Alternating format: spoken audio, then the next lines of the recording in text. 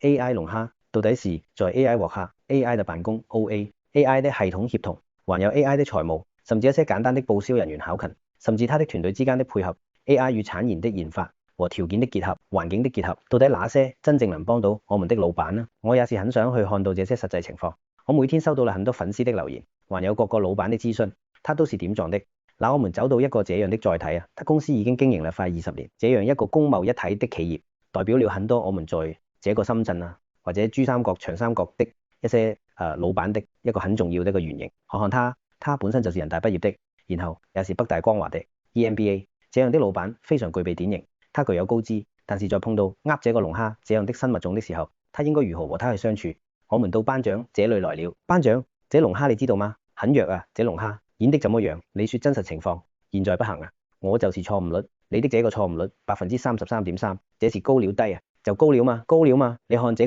種班長的蝦料，班長的蝦沒養的特別好，但是呢，現在還是活的啊。首先，他還是活的好嗱，大家看這個，我們班長的這個是一個 token， 他這裡錯誤率有點高。定時任務，我們看看有些什麼定時任務，你給他派了個活的，是吧？釘釘每天提醒你，是吧？做一件事宜，對，但是內容都內容都不咋地的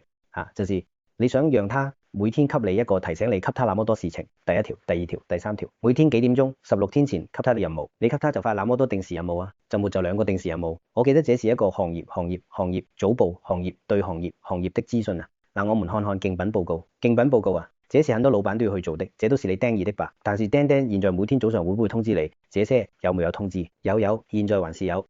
但今天早上應該沒有吧？今天早上還啊？這是個很典型的狀態，就是我們在做這個過程中龍蝦不一定真正的完全能配合，還專門的強調挖掘區域、挖掘客戶、挖掘新的，他肯定挖不出來。對挖都發的事就相當於第一天的新聞是最多的，然後每天就是在重複這些新聞嘅。對，差不多你要給他壓力啊，你要讓他去幫你，給你簡單的 PUA 他啊。對，你沒有給他說，跟你每天挖客戶嘛，你有沒有給他裝什麼技能嘛？是不是？你給他裝有哪一些技能呢？我看，你給他裝的技能啊，裝你一個技能庫，然後科學去找技能的技能庫，在哪裝了，然後網絡搜索啊，這個 Whisper、OpenAI， 其實你已經裝了 OpenAI 的東西啦。然後 PPT 有冇啟動 AI PPT Generation？OK 這個是啟動了 ，Give Restart Direction。好，這個是很典型的啊，這個是問題是很正常的。就你玩龍蝦的時候，就突然出現不了了。Overview 出現這一個是吧？出現這一個錯誤，說明什麼呢？剛才可能是假的，知道嗎？但今天早上可以推送的推送，今天早上有推送是吧？你的每天的定時任務就有一個競品日報，然後每天早上有一個心跳包就是幫你每天更新你的所有技能，但因為你沒跟他互動，所以他沒有太多技能更新，知道吧？第一個，你看，比如作為老闆，你每天早上來，你要知道全網的信息，這是很重要的，國內國外的，這是早上的一個日報。第二個就是幫你獲客，你有些老闆一上來就是每天給你找200個、300個，這個不現實。比如算力只有那麼大，你比如每天讓他給你出20個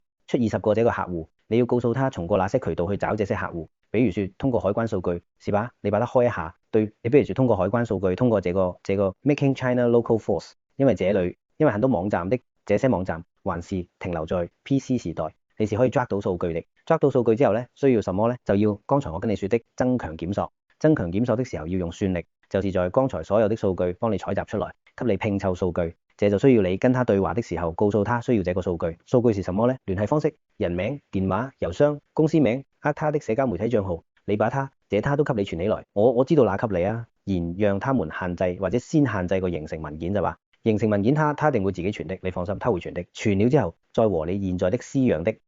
你可以直接把它錄入到裡面去。我每天公司我的獲客 agent 每天問自己的 CM 打20台然後打20台到公海，兄弟們就是你這邊是銷售自己去取去，我們每人房每人每天可以去，這個是數碼可以確定，還可以跟他說分配5個月，分配5個給你，甚至再來一個你到樓下給你打個分 A 類 B 類 C 類，裡面還是最牛逼的就分配給他們去跟了之後。這個就到下一個了，對大家說，銷售漏斗的跟進行業如何給你一個反饋？因為靠的就是幫兄弟們給你去吸數據了，他去怎麼去跟進？這個跟進的過程中，老闆是很沒有時間去開這種叫銷售分享會，因為言數據是什麼呢？聯繫方式、人名、電話、郵箱、公司名、他的社交媒體帳號，你把他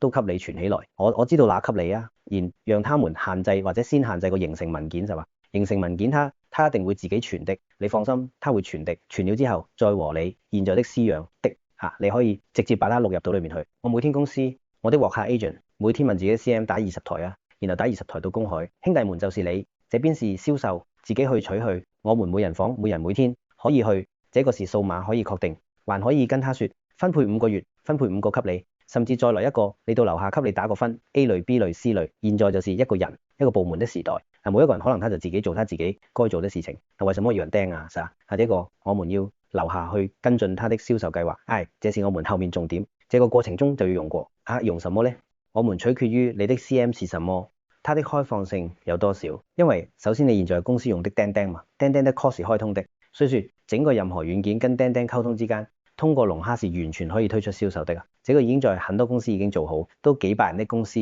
都是這樣去管理了，所以他這龍蝦就比較客觀。你把規則告訴他，比如說你們公司的跟進規則，時時1個星期就剛來的新客戶，1個星期要識別出商機，他是不是你的客戶，然後要留下，就不就這麼一點點，有沒有識別，有沒有留下商機，這個裡面可以幹什麼？可以和在 CM 上的那個日誌進行關聯，就他有沒有對這個客戶寫過一個小計，你就想想某年某月我跟進過，然後呢計劃是怎麼樣的，如果這個時候還能配上你的這個 I， 你必須用它，這個數據呢給到一個多維表格，裡面就是釘釘呢一個多維表格，但手錯出來的第一個 web coding 的原型，我給大家看看啦。當然這個不是最終的這只是把我們的想法做了一個圓形的界面可以用釘打通了之後你去說，但這個呢是你沉澱你自己公司的知識。你看每天20個精準客戶成長的一套 CEO 的數據，指揮AI 的銷售系統，每日挖掘 CRM 同步銷售分配 AI 管理做到這樣，我們看看他也不一定全對。這時候呢，我們就要借助 AIO 去打敗 AI 了，用另外一個 agent 去質檢這套流程有沒有漏掉的地方，一定不要覺得他一本胡說的，一本正經的胡說八道，我們就認為是對的了，不一定這裡面新增客戶銷售戰鬥，其實這是很多 CM 的功能已經有了，但這裡面有哪一些是跟你來去做到的呢？那我們也肯定很關心他跟你的跟進流程。